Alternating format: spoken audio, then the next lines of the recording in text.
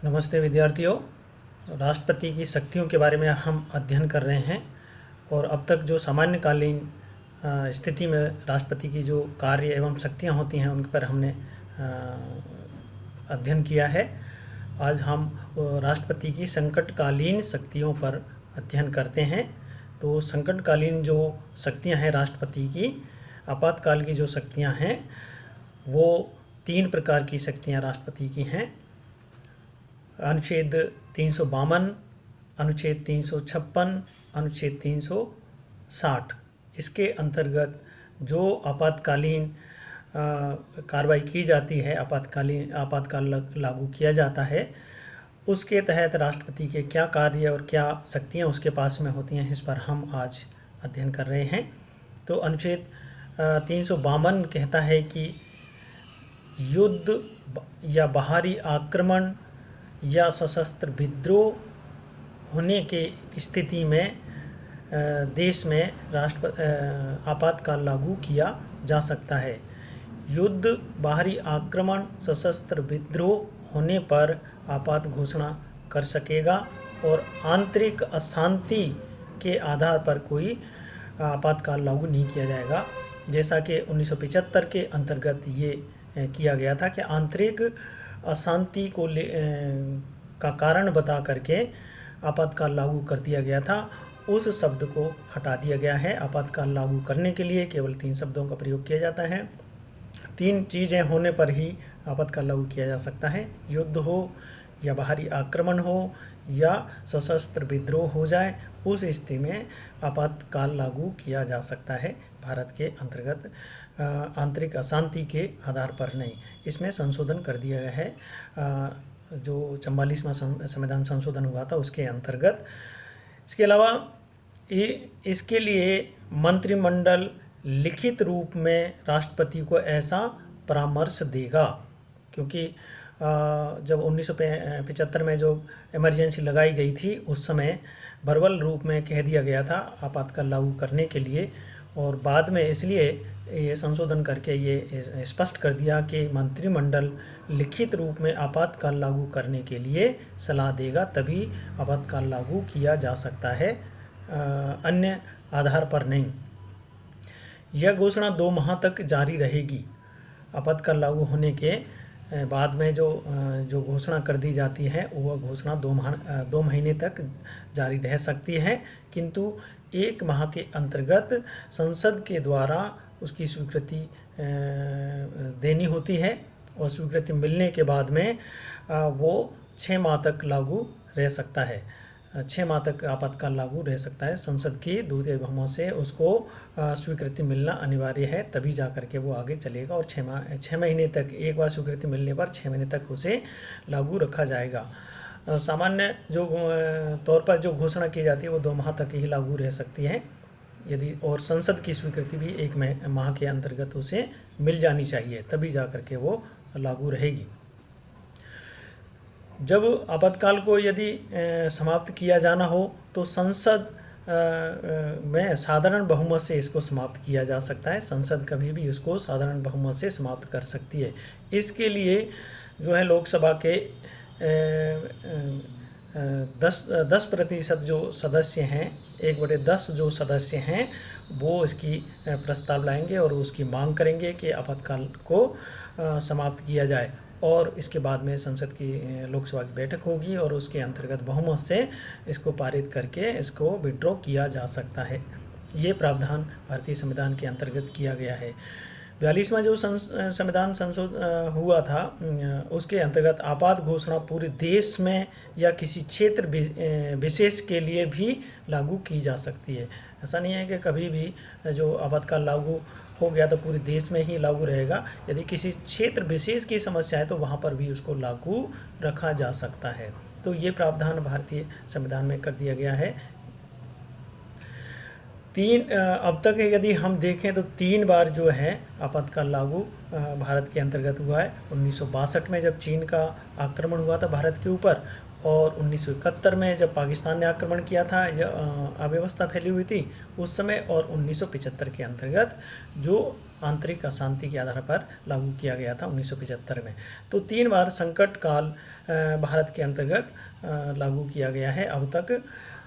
तो अब ये देखते हैं कि ये जो राष्ट्रीय जो संकट काल जब घोषणा की जाती है, राष्ट्रीय आपातकाल लागू किया जाता है, उसके प्रभाव क्या पड़ते हैं हमारे जो संवैधानिक तौर पर क्या प्रावधान है उसमें, और उसका जो भारतीय लोकतंत्र पर, भारतीय नागरिकों पर उसका क्या प्रभाव पड़ते हैं, इसको हम देखते हैं।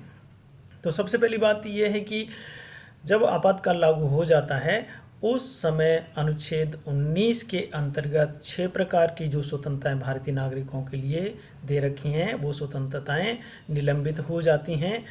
और तो 6 प्रकार की जो कोई ये दावा नहीं कर सकता आपातकाल में कि भाई जो मेरी ये स्वतंत्रता का अधिकार है, काम करने का अधिकार है, संघ बनाने का अधिकार है, भाषण देने का अधिकार है, तो ये सब चीज़ें जो 6 प्रकार की जो स्वतंत्रताएं अनुच्छेद 19 के अंतर्गत दे रखी हैं वो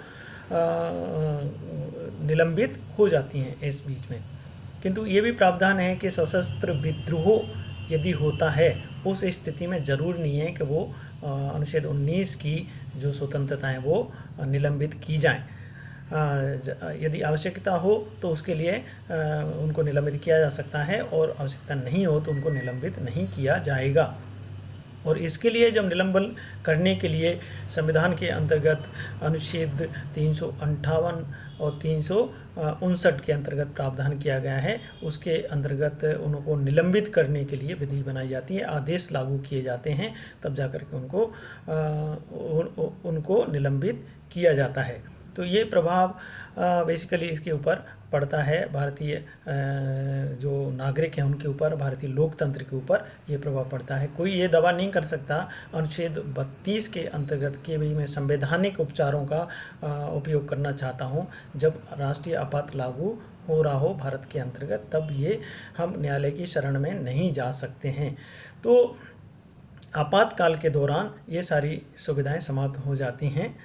और संसद जो है, इसका एक प्रभाव ये भी पड़ता है कि संसद जो है राज्य सूची के जो विषय होते हैं उन पर भी कानून बना सकती है। संघ सूची पे तो कानून बनाने का अधिकार उसका है ही, संवर्ती सूची पे तो उसका अधिकार है ही, लेकिन राज्य सूची के जो विषय होते हैं उनके ऊपर भी संसद के द्वारा कानून बनाए जा सकते हैं। वो सारी शक्तियाँ विधि बनाने की वो संसद के पास में आ जाती हैं। इसी प्रकार से जो कार्यपालिका के संबंध में जो अधिकार होते हैं, वो कार्यपालिका के जो अधिकार हैं वो भी संघ के पास में आ जाते हैं। संघ जैसा चाहे वैसा निर्देश राज्यों के लिए दे सकता है। राज्य सरकारें जो वो एक एजेंट के रूप में बन करके रह जाती हैं आपातकाल के दौरान। तो आपातकालीन जो शक्तियां हैं वो संपूर्ण रूप से राष्ट्रपति में सारी शक्तियां निहित हो जाती हैं, और राष्ट्रपति जो है मंत्रिमंडल की सलाह से, प्रधानमंत्री की सलाह से सारे कार्यों का संचालन करता है। विधि बनाने का भी और कार्यकारी आदेश देने के भी सारी शक्तियां उसके पास में आ जाती हैं, और केंद्रीय संसद के पास संपूर्ण विधि बनाने से संबंधित शक्तियां आ जाती हैं। तो एक तरीके से यह मौलिक अधिकार भी आपातकाल के दौरान निलंबित हो जाते हैं, उनको किया जा सकता है। ये अनुच्छेद 358 और 59 के अनुसार उनको निलंबित किया जा सकता है, कौन से भी किसी भी मौलिक अधिकारों को। लेकिन सबसे बड़ी बात यह है कि केवल जो अनुच्छेद 21 है उसमें जीवन का अधिकार है, जीने का अधिकार है, अपनी स्वयं की जो दैहिक स्वतंत्रता का अधिकार है, वो स्वतंत्रता का अधिकार कभी भी निलंबित नहीं होता है। कैसी भी इमरजेंसी लागू हो तब भी उसको निलंबित नहीं किया जा सकता। तो जो 352 के अंतर्गत जो आपातकाल लागू भारत के अंतर्गत किया जाता है उसके ये प्रभाव पड़ते हैं, और किस तरीके से उसको लागू किया जा सकता है ये इस पर हमने अध्ययन किया। और आगे चलते हैं। राज्यों में जब संवैधानिक तंत्र विफल हो जाता है, अनुच्छेद 356 के अंतर्गत ये इसके लिए प्रावधान किया गया है, और अनुच्छेद 356 ये कहता है कि राज्यपाल को जब ये समाधान हो जाता है, जब ये ऐसा लगता है कि जो राज्य सरकारें वो संवैधानिक तौर पर नहीं चल रही हैं और संविधान विफल हो चुका है, ऐसी स्थिति में राष्ट्रपति को वो सूचना देता है कि राज्यों में जो संवैधानिक तौर पर सरकारें नहीं चल रही है। तो राष्ट्रपति उस समय राष्ट्रपति शासन लागू राज्य के अंतर्गत कर सकता है, अनुच्छेद 356 के अंतर्गत। या फिर राष्ट्रपति को खुद ऐसा आभास हो जाता है या उसको ऐसा समाधान हो जाता है कि राज्य सरकारें सही तरीके से नहीं चल रही हैं, संवैधानिक तौर पर नहीं चल रही हैं, तो वो अपनी मर्जी से भी जो राष्ट्रपति शासन लागू राज्यों के अंतर्गत कर सकता है। तो इसकी भी 2 माह तक ये लागू रहेगा घोषणा करने के, और जब इसको संसद के द्वारा अनुमोदन मिल जाता है तो वो 6 महीने तक जारी रहेगा। और अधिकतम इसकी जो सीमा है राष्ट्रपति शासन लागू रहने की वो 1 वर्ष है। 1 वर्ष से अधिक राष्ट्रपति शासन लागू किसी राज्य के अंतर्गत नहीं रखा जा सकता है। और यदि 1 वर्ष से अधिक लागू रखने की यदि आवश्यकता पड़ जाती है, ऐसी स्थिति आ जाती है, तो उसके लिए ये शर्त है कि या तो देश के अंतर्गत राष्ट्रीय आपात लागू हो उस समय, तब उसको आगे बढ़ाया जा सकता है। दूसरा ये है कि जो चुनाव आयोग है वो इस तरीके की रिपोर्ट दे कि अभी वहाँ पर चुनाव कराना, उस राज्य में चुनाव कराना संभव नहीं है। ऐसी स्थिति में जो 1 वर्ष से अधिक की जो अवधि है उसको बढ़ाया जा सकता है। 1 वर्ष की जो अवधि है उसको आगे बढ़ाया जा सकता है। अन्यथा 1 वर्ष से अधिक राष्ट्रपति शासन को लागू नहीं रखा जा सकता है। ये प्रावधान किया है भारतीय संविधान के अंतर्गत। तो इस तरीके से जो व्यवस्था है 356 के अंतर्गत वो राष्ट्रपति शासन की है। राष्ट्रपति के पास में सारी शक्तियाँ पहुंच जाती हैं और राज्यपाल राष्ट्रपति के एजेंट के रूप में कार्य करता है और वहाँ की जो वैधानिक शक्तियों का संचालन, कार्यकारी शक्तियों का संचालन राज्यपाल के द्वारा ही किया जाता है। तो इस जो राष्ट्रपति शासन की घोषणा है, उस घोषणा का प्रभाव क्या पड़ता है, इस पर हम थोड़ा सा दृष्टि डालते हैं। सबसे पहले ये है कि राष्ट्रपति शासन जब घोषित हो जाता है, उस स्थिति में सारी विधायी शक्तियां जो है संसद के अंतर्गत पहुंच जाती हैं किसी उस राज्य विशेष की। इसके अलावा जो संसद राष्ट्रपति को ये अधिकार भी दे सकती है कि वो किसी अन्य जो व्यक्ति है, कार्यकारी अधिकारी है, उस अधिकारी को भी राज्य का संचालन करने का दायित्व दे सकती है। इसके अलावा राष्ट्रपति किसी भी राज्याधिकारी को शक्तियों को दे करके उसको संचालित करने का कार्य करेगी। घोषणा की पूर्ति करने के लिए राष्ट्रपति को ये अधिकार है। सर्वोच्च न्यायालय जो वहाँ की जो उच्च न्यायालय है, उसके अलावा जो अन्य शक्तियाँ हैं, अन्य वहाँ की जो कार्य हैं, वो सारे कार्य जो है राष्ट्रपति के खुद के हाथ में आ जाती हैं। सारी शक्तियाँ केंद्र सरकार के पास में आ जाती हैं, तो वो अपने हिसाब से कार्य संचालन वहाँ पर करता है। यदि लोकसभा की बैठक नहीं हो रही हो तो ऐसी स्थिति में राष्ट्रपति संचित निधि से पैसे लेकर के व्यय करने का अधिकार भी राष्ट्रपति के पास में रहता है। जब राष्ट्रपति शासन लागू किसी राज्य विशेष में होता है और वहाँ पर किसी फंड की आवश्यकता हो गई या कोई अन्य कार्य करने की आवश्यकता हो गई और संसद का सत्र नहीं चल रहा है, ऐसी स्थिति में वो संचित निधि से पैसे खर्च कर सकता है, व्यय कर सकता है। राष्ट्रपति को ये भी अधिकार है। केवल अनुच्छेद 21 के अलावा अन्य जो मौलिक अधिकार होते हैं उनको भी वो निलंबित कर सकता है। यद्यपि अभी तक कभी भी मौलिक अधिकारों को निलंबित राष्ट्रपति शासन के दौरान नहीं किया गया है, लेकिन आवश्यकता पड़ती है तो अनुच्छेद 358-59 के तहत जो मौलिक अधिकार हैं नागरिकों के, उनको भी निलंबित किया जा सकता है।